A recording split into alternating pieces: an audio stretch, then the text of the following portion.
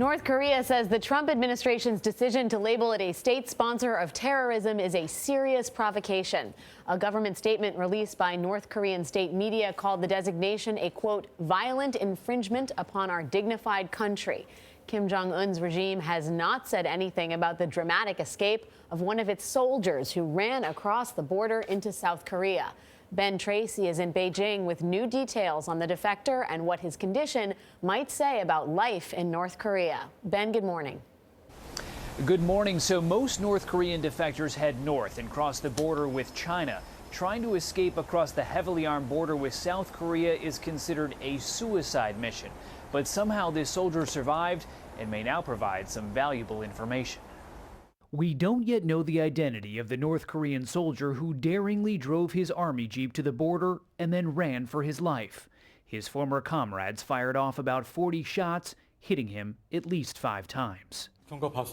South Korean trauma surgeon Lee Kuk-chung operated on the soldier and says he found dozens of parasitic worms in his digestive tract, as well as uncooked corn, signs of malnutrition. The soldier is 24 years old, but at just 5'5" and weighing 132 pounds, he is significantly smaller than an average 18-year-old in South Korea. Doctors reportedly say he has tuberculosis and hepatitis B. Last April, we visited North Korea as it staged one of its elaborate military parades. Many of the soldiers we saw looked more like children, likely the result of a brutal famine in the north in the 1990s. South Korean intelligence officials will now want to question the defector about his escape, hoping he may provide a glimpse into Kim Jong Un's reclusive regime and information about whether recent UN sanctions are taking a toll. He would be questioned to see how legitimately he might be a real defector, or is this actually not the case.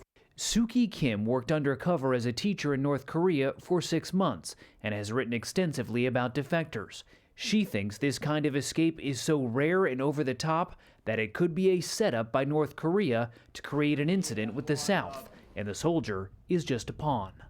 If North Korean government staged this dramatic great escape that really reeks of a Hollywood film, which in some way would not be that surprising. I think one thing I have learned by following North Korea for over a decade and living there is that almost everybody's a victim.